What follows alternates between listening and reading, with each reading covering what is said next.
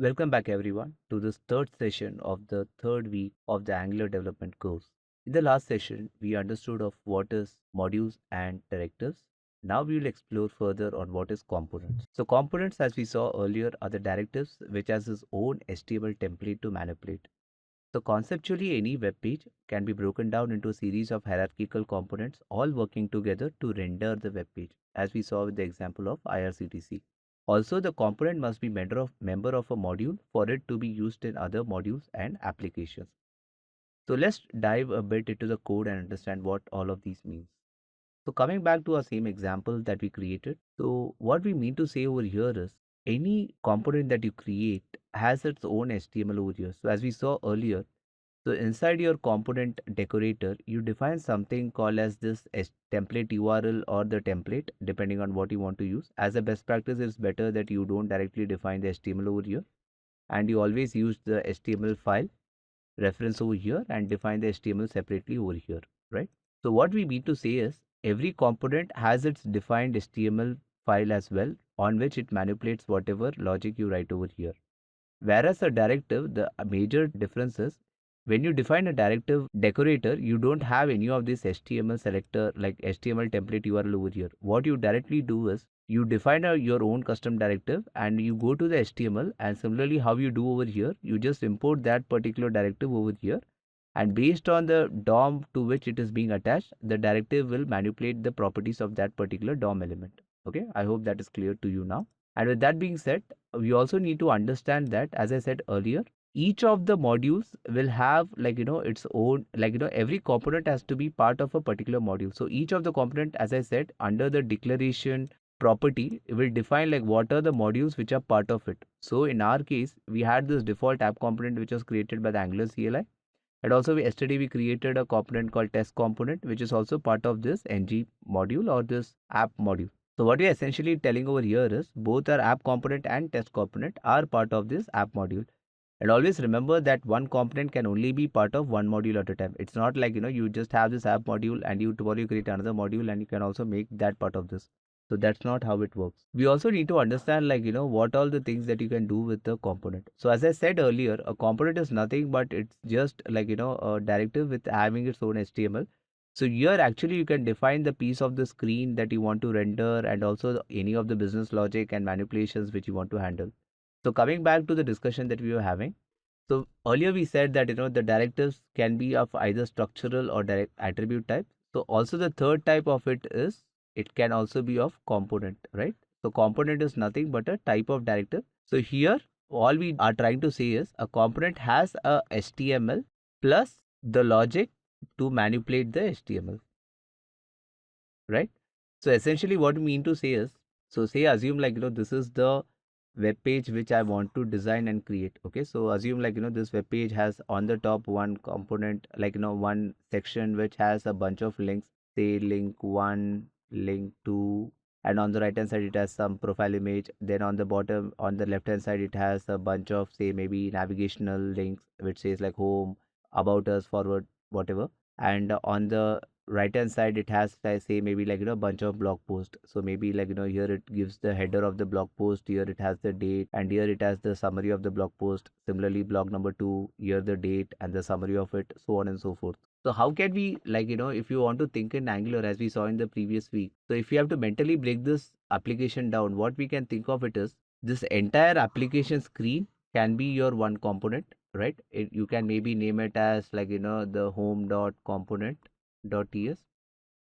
So this could be one component which can again reside in a module called as home module. So assuming that this is your home module or your landing page, so you can define this as your home module dot ts. So inside which you define your home component dot ts. So again inside your home component ts, we can further break it down into multiple components. So we can say that this header part which defines your logo and all your header links can be part of a component which can be called as maybe header dot component.ts. Similarly, this left section of your part can be also be a separate component. Maybe you can call it as left section component.ts. I'm just writing it in short form, component.ts. Similarly, this main blog page can be called as blog container component.ts. And if you notice over here, I've given it the name of block container. So what I'm essentially trying to say is the entire right hand side can be called as a block container. And again, if you see, there's a template which we follow. Like, for every block, we say that it'll have a header, it'll have a date, and it'll have a summary. And similarly for block 2, it has a header, it has a date, and it has a summary. So essentially, even this, we can compose it as individual component and just pass the properties. And based on the data which is coming in, we can render each of these block into a separate component. So for each of the single block, we can have it as block dot component dot ts. And if you remember from the previous iteration, what I mean to say is, if you get, say, maybe a bunch of block from your API, using ng for, you can simply iterate all these components inside this block container dot component dot ts dynamically. So this is what I mean, this is how you compose a component. So don't worry, we'll be doing a lot of real world examples where you'll understand this even further better. But this, as a developer, you should be able to understand, because this is both important for you in order to better up your Angular skills, and also to think from a architect, or from a high level perspective on how I can compose any web application. So this will really help you both in your interviews, also in your hands-on projects. So coming back to the code, so earlier what we did was we just had these three variables, and we were trying to manipulate it on the HTML. So same thing is what your component is all about. So what we basically do on the component is, based on what we require to render on the screen, we just defined all those HTML over here as part of app component.html. And inside the TypeScript file, what we do is we just define whatever is the logic variable and the operations that are required to be performed. And based on that, that particular part of the screen gets rendered. Okay. So the next major section over here is called the lazily loaded modules. So what is a lazy loaded modules? So as I said earlier, when you create your component, like your Angular project from scratch, there is a basic app module which is created, also called as the root module. Okay. So lazy loaded modules are an advanced concept in Angular which improves the Angular application performance and also improvises your code structuring. As we saw earlier, instead of writing a monolithic single module having all the application features dumped into it, we can split the application into a root core module, or that hosts the root features and load other features and modules on the go as requested by the user. So we saw an example of this earlier. So now let's try to also do it in code and see it in real time. So before doing that, I want you to again take you back to the whiteboard to make you understand this better. So as I said earlier, when you create any default Angular application, right? So by default, you have something called this app module, which is created, as you saw over here. So if you come to the code, you will see that in your entire application, there's only one app module.ts, which has this ng module decorator, which defines the core module of your application. So this app module.ts is nothing but called as your root module. So this is a module which is loaded by default, and you have two options over here. So either whatever is your application, say assume you're developing a simple, say maybe like a student management portal, or maybe an employee payroll system, something like that. So either one way of developing your application is you can dump all your code just in this app module. You can create a bunch of components, bunch of services and all, but define all of that in app module itself and load it. So this is called as we saw earlier, the monolithic way of doing it. What is the meaning of a monolithic is everything is dumped into one single module and one single structure, and everything is kind of tightly bound, right? The other way of developing this is you could have the app module which loads by default, and once your app module loads, what you can do is you can dynamically load other modules based on the requirement. So as we saw yesterday, so maybe once my app module is loaded and I bootstrapped, loaded my app component, in my app component I could load module which could be called say maybe the home module, and inside the home module I could maybe load something like home component. Similarly, I could have a module which may be about orders, right? So I could have something like order module which can be loaded dynamically on the go when the user clicks on the order link. Similarly, I could have something called as profile page. So I could have something like a profile module which could have its own profile component which can be loaded when the user clicks on profile menu, so on and so forth. And also, as we discussed earlier, it's not that you just need to have module for each of the screen. You could also have a module which loads all the shared components as well, shared modules and utilities as well. Say for example, I could have a module called shared module, and inside this I could define a bunch of things. So maybe I could define a bunch of my custom utilities. I could define a bunch of services. I could define a bunch of reusable components, so on and so forth.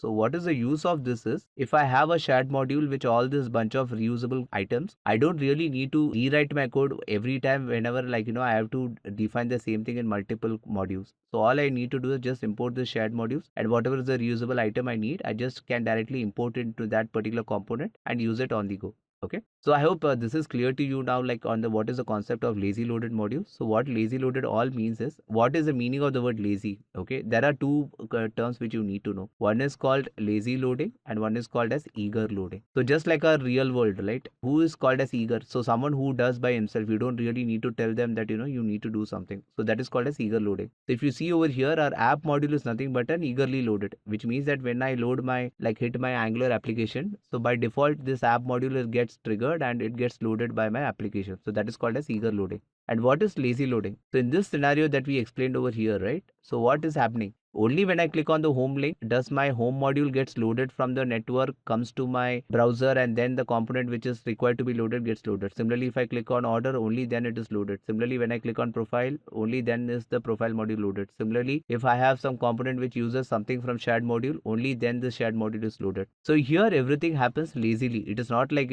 everything just happens on the go. So only when the user clicks on a particular function and that is required, then only this particular thing is getting invoked. So that is why it is called as lazy loaded.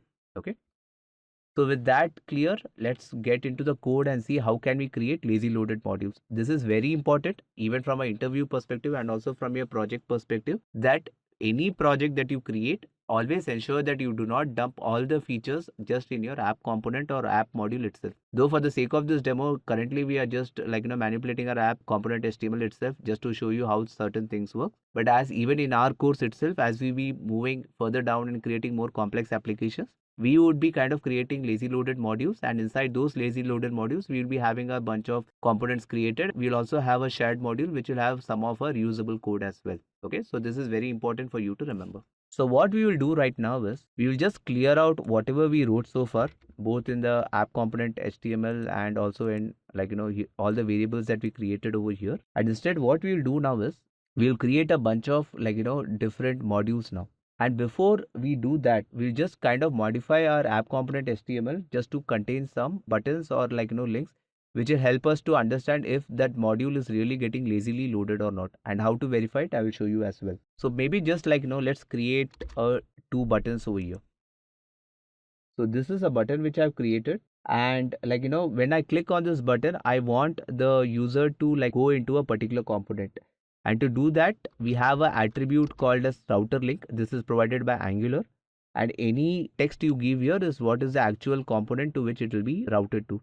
Describe a bit about this further, but we have a separate section altogether on routing further down the course. So we will, in that point of time, we will cover more about it in detail. For now, just hang on with me. So I will just give it some name. So I will just give it as lazy 1, and I will just say it as module 1. And similarly, I will just create another button called as, and give it a router name of lazy 2 and give it the name of module 2. Okay. So once this is done, just to ensure that I get the buttons over here, I see the button, and if I click on the button, you'll see that in my console. And how to get the console, as I said, you can click on inspect and you can click on this console, or you can also directly press F12 key. Anything is fine. You'll see that it says cannot match any router because we have not defined what is lazy 1 and lazy 2. That is why when you click on this, you get this error in the console. So don't worry, we will be coming to that.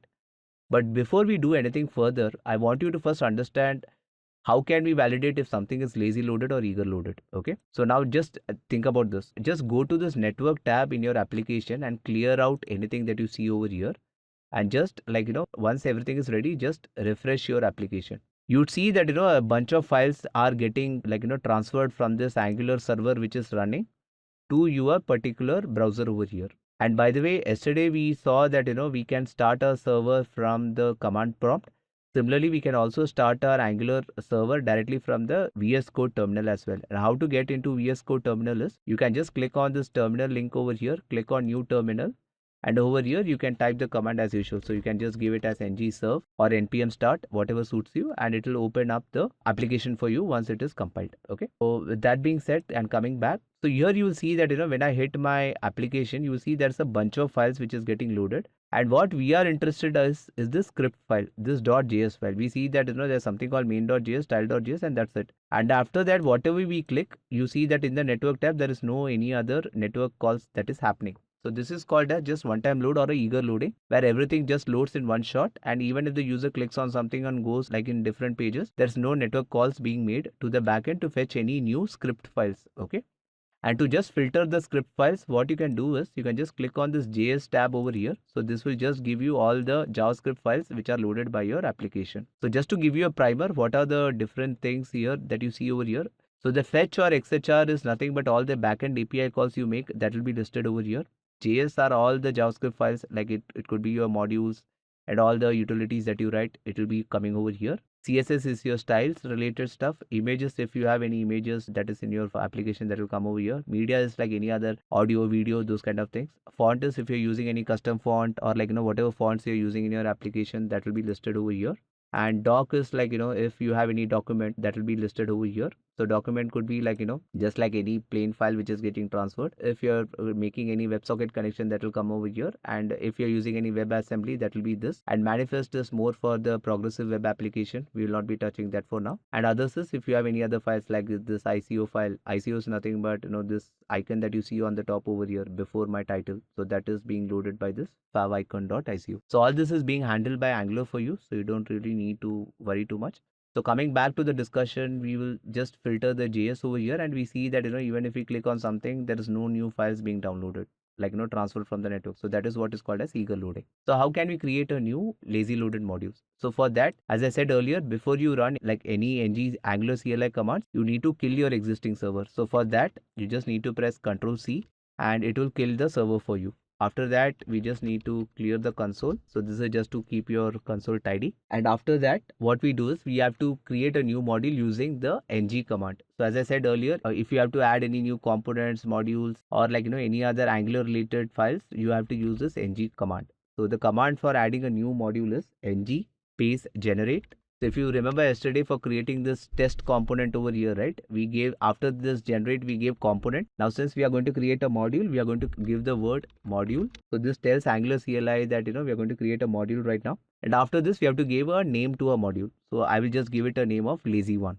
Okay. After this, we also have the option to define whether we want to give the route name to it. So before going back to just going ahead with the command, I'll just come back to the whiteboard and define you the concept of what is a route. So route is nothing but, so just assume I have this home page and I have a bunch of other pages. Okay.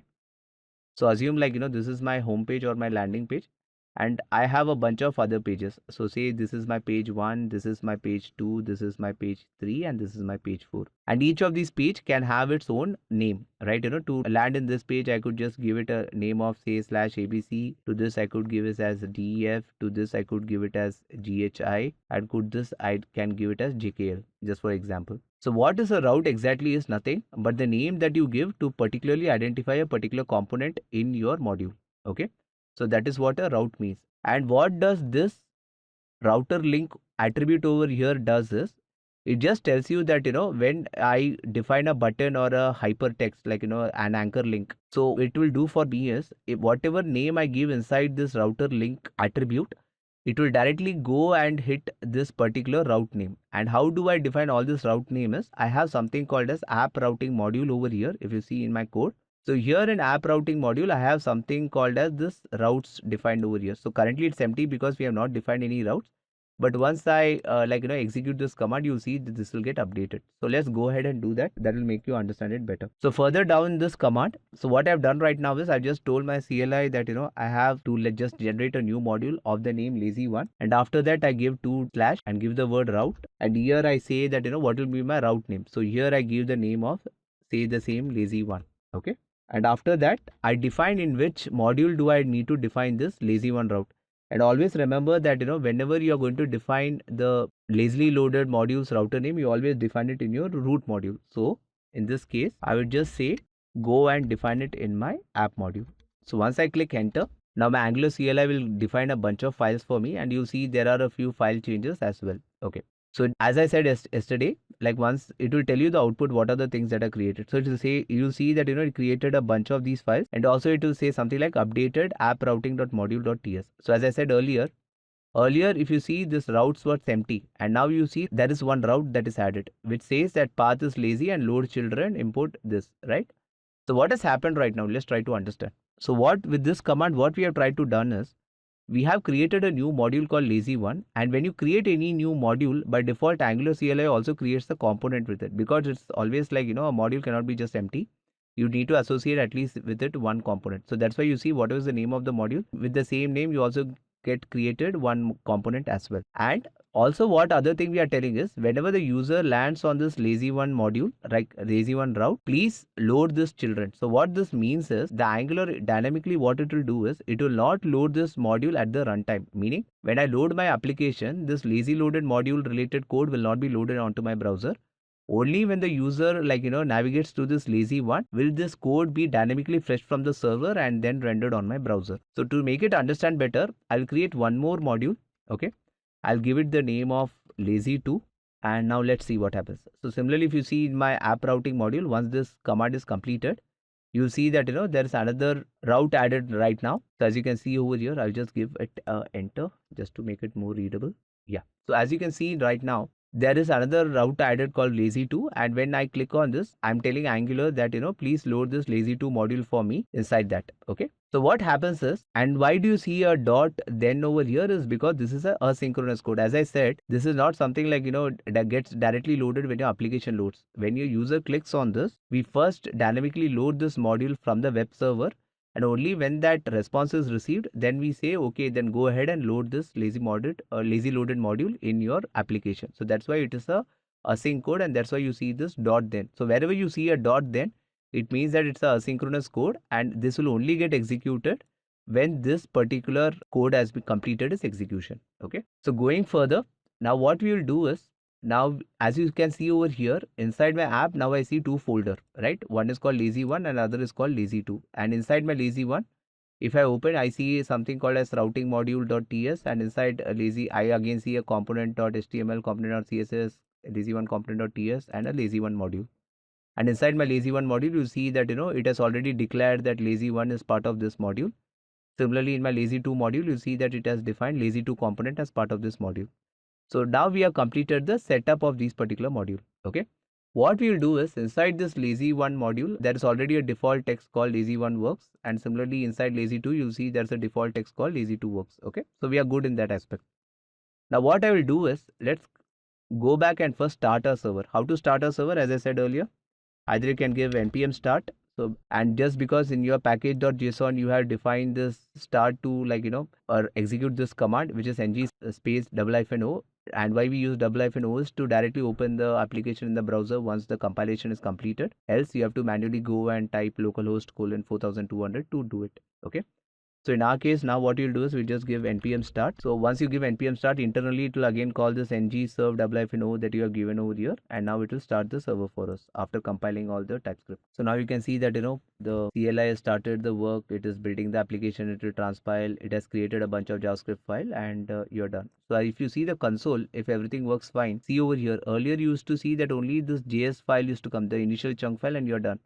But now, after you have created lazy loaded module, it gives you two sections. Once all the compilation is complete, initially it says the initial chunk files, and after that it says lazy chunk files. So what it means is, these are the JS files, or these are the core JavaScript files which will be loaded into your browser once you hit your application by default. Okay, so there is no time delay, or there is no delay in loading this file from server when you hit the application. But these individual files will only be loaded from the server only when you click on any link or component of them. Then only these particular files will be loaded. Okay, so that's why even in your CLI itself, you see two separate sections. Okay, so how to see whether, like, this lazy loaded is working fine or not?